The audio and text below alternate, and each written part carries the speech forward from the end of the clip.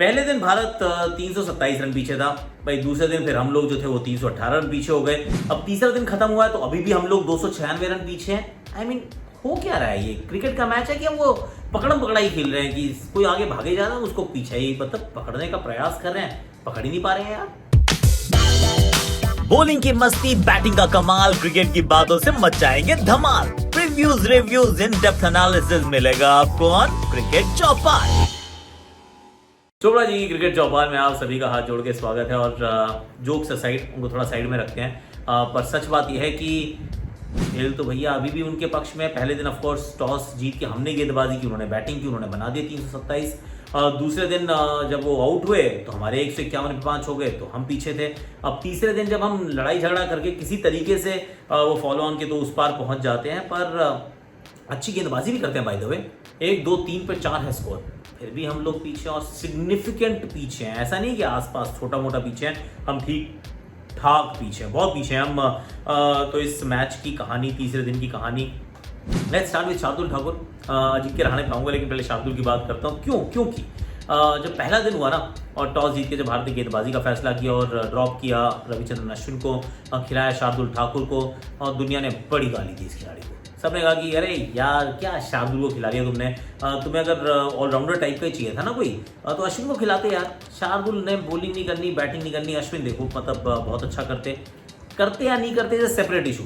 पर जो सारे वो जो आलोचक थे वो अब तीसरे दिन कह रहे हैं कि यार शार्दुल को खिलाना तो बनता ही था, मतलब उमेश को क्यों इन्होंने खिलाया, अश्विन को खिलाना चाहिए था उमेश की जगह। लेकिन एक हैंड ऑन योर हार्ट रखो एक बार मेरे साथ और ज़रा सोचो कि आप टॉस जीत के गेंदबाजी का फैसला करना चाहते हैं।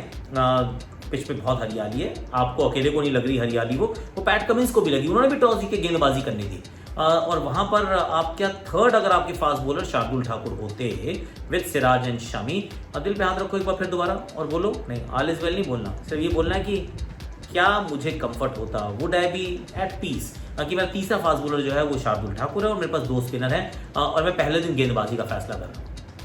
थोड़ा ऑनेस्ट रहना ज़रूरी है। मुझे लगता है कि जनता बवाल बहुत करती है पर दिल का हाल नहीं बताती है। और that is why I feel जो सिलेक्शन था दैट वाज डिटर्मिन्ड बाय कि आप पहले क्या करना चाहते हैं। और ये टॉसअप अगर होना था तो वो जड्डू अश्विन के बीच में से एक स्पिनर का होना था। 2 स्पिनर खेलते हुए पहले गेंदबाजी करना आई रियली डोंट थिंक कि ये होने वाला था। बट एनीवे अब इस दिन की शुरुआत अच्छी नहीं होती है, कोना भारत जल्दी आउट हो जाते हैं और साथ में अब शार्दुल आते हैं और शार्दुल अपने साथ ढेर सारी किस्मत लाते हैं। पहले क्या छूटता है, फिर एक और क्या छूटता है, फिर कभी इधर लगती है, कभी उधर लगती है, कभी आगे, कभी पीछे, कभी बीच में बॉल गिर रही है, पर शार्दुल खड़े रहते हैं और फिर जब थोड़ी देर खड़े रहते हैं तो फिर अच्छे शॉट भी लगाते हैं। तो लॉर्ड ठाकुर की ये कहानी आपको हमेशा दिखेगी। जब बॉलिंग करने आते हैं आपको लगता है बहुत साधारण गेंदबाजी करने पर विकेट ले जाते हैं, बैटिंग करने आते हैं तो शुरुआत में लगता है कि अब आउट नहीं होते, रन बना जाते हैं। I mean he is that kind of a player. Ajinkya Rahane इन्होंने अच्छी बैटिंग की यार, बहुत बढ़िया बैटिंग की, अंत में आउट जरूर हुए, एक जीवन दान भी मिला।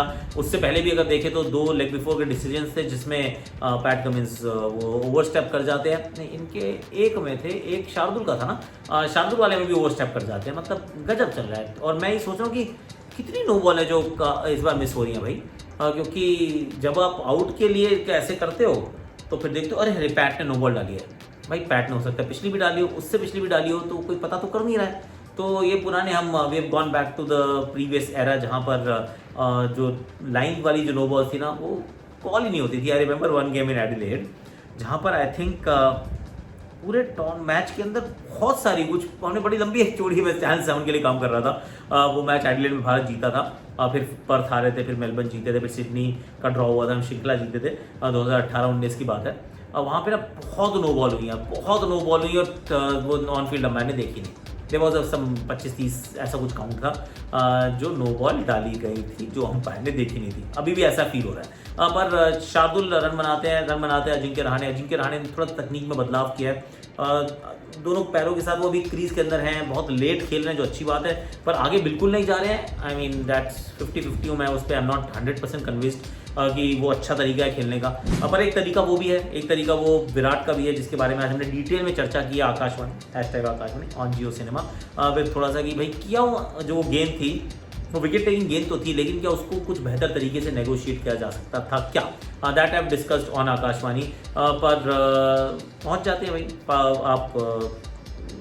आप फॉलो ऑन जो होता है, फॉलो ऑन खत्म हो जाता है, आप एनफोर्स कर नहीं पाते हैं, और मुझे तो लग रहा है वैसे भी करना ही नहीं था, वो होने वाला नहीं था। पर थोड़ी देर के लिए आप गेम में बने रहते हैं और थोड़ा सा जो मार्जिन है उसको कम कर देते हैं। जो लग रहा था कि 250 रन के मार्जिन से भारत पीछे रह जाएगा, वो 250 से नहीं पीछे रहता है। आप 170-80 के बीच में गए, 170 के इर्द गिर्द आपकी पारी समाप्त होती है, और उसके बाद आप गेंदबाजी की शुरुआत अच्छी करते हैं। And that's something that bowling is always doing. मतलब बॉलिंग ना हर बार अच्छा करती है। थोड़ा सा आप गिरेबान में झांक के देखो, चाहे वो फर्स्ट इनिंग्स में आप कह सकते हैं कि बॉलिंग साधारण हुई, सही भी है, गलत नहीं कह रहा हूँ, थोड़ा सा अप्रोच भी, इंटेंट भी थोड़ी कम नजर आई, पर बॉलिंग फिर भी दे फाइंड वेज यार। आपने अगर लीड कंसीड कर दी, आप फंस जाते हैं, सब कुछ होता है, तो भी लॉर्ड्स में मैच तो बॉलिंग ही जिताती है ना। फिर ओवल में भी आके बॉलिंग जिताती है आपको। साउथ अफ्रीका में पहले मैच बॉलिंग जिताती है, उसके बाद ऑफकोर्स के 2 मैचेस में थोड़ा वो दुख हुआ मुझे जब चौथी इनिंग्स में चेज हो गए with a kind of bowling lineup and the kind of bowling we have done. वो थोड़ा सा हैरानी का विषय जरूर था, पर भारतीय bowling has started delivering the goods. Bumrah है या नहीं है, ईशांत है नहीं है, जो लोग हैं वो काम अच्छे से करते हैं। यहाँ पर भी आउट कर दिया अभी वार्नर को, फिर आउट कर दिया उस्मान ख्वाजा को, और फिर एक छोटी साझेदारी हुई जो लग रही थी थोड़ी डेंजरस है, स्मिथ एंड लाबुशेन, पर स्मिथ को आउट कर देते रविंद्र जाडेजा। और ट्रेविस हेड का बड़ा इंटरेस्टिंग था, ये एक्चुअली सुनने लायक बात है कि बंदे ने 160 रन बनाए पहले मैच की पहली पारी में। एक ही मैच था, उसकी पहली पारी में 160 रन। दूसरी इनिंग में ऐसे बैटिंग कर रहे थे जैसे ना भाई बिल्कुल बैटिंग ना बहुत मुश्किल हो गई है, समझ में नहीं आ रही क्या करना है। हर बॉलर जो है वो बाउंसर मारे जा रहा है, स्पिन जो है ड्राइव मार रहे हो, बॉल इधर जा रही है। अल्टीमेटली छोटी सी पारी में जिसमें कैच भी छूटा, जिसमें आप बचे भी हो, कभी बीच में से बॉल कभी बाहर से बॉल, बहुत साधारण लगे दूसरी पारी में। ऐसा लगा कि ट्रेविस हेड का सिर्फ मुखौटा पहन के कोई दूसरी इनिंग में बैटिंग करने आया था। Very rarely do you see कि एक बंदा फर्स्ट इनिंग्स में ऐसे डोमिनेट करता है और सेकंड इनिंग्स में बिल्कुल ही वो बैटिंग ही नहीं हो पा रही है। एक वो पंकज जोशी थे हमारे साथ, रणजी खेलते थे, कहते इनके छोले भी क्यों हैं वो इस प्रकार से कहते थे अगर बैटिंग अच्छी ना हो रही है तो। ऐसी वाली मुझे याद है कि इनके छोले भी क्यों हैं। तो एनी है, मतलब that's just what Pankaj Joshi one side. Delhi के लिए रणजी खेले, वैसे पंकज अच्छा बच्चा था। एनी हाउ, तो यहाँ से फिर अब कैमरन ग्रीन आ जाते हैं। कैमरन ग्रीन, मानस लाबुशेन, ये दोनों बैटिंग कर रहे हैं। अब आप ये भी सोचोगे कि मानस लाबुशेन भी तो वही करते हैं जो फ्रंट फुट का थोड़ा सा कमिटमेंट जो है, और इसी वजह से शायद उनको बॉलें भी बहुत लगती है यार। जितना आगे वो खड़े होते हैं उसके बाद जितना फ्रंट फुट को कमिट कर जाते हैं, तो फिर वो शॉर्ट ऑफ गुड लेंथ गेंदें आके आपके ना ग्लव्स पे लगती है, आपके शरीर पे लगती हैं, क्योंकि उसी गेंद को अगर आप बैकफुट पे खेलोगे तो शायद आप उसको नेगोशिएट बेटर कर सकते हो। बट तरीके डिफरेंट होते हैं सबके खेलने के। मार्नस का ये तरीका अच्छा रहा है, रहाणे का वो तरीका अच्छा रहा है। Is that the right way और wrong way, I don't know. अच्छी बात है कि स्मिथ आउट हो गया, अच्छी बात यह है कि ऊपर के भी 2 बैटर और ट्रेविस हेड आउट हो गए हैं। कुल मिला के अभी भी 296 रन पीछे हैं। कल मैंने कहा था 70-30 से आगे है ऑस्ट्रेलिया। अभी मैं कह रहा हूँ वैसे कि 80-20 कहने का मन है, पर 75-25 कह देता हूँ, क्योंकि अगर तो 350 में रोका तो शायद will make a match of it. अगर हम 400 के इर्द गिर्द आसानी से उनको पहुँचने देंगे, जो कि वो पहुँच सकते हैं, 6 विकेट हाथ में है, तो फिर ये 85-15 हो जाएगा।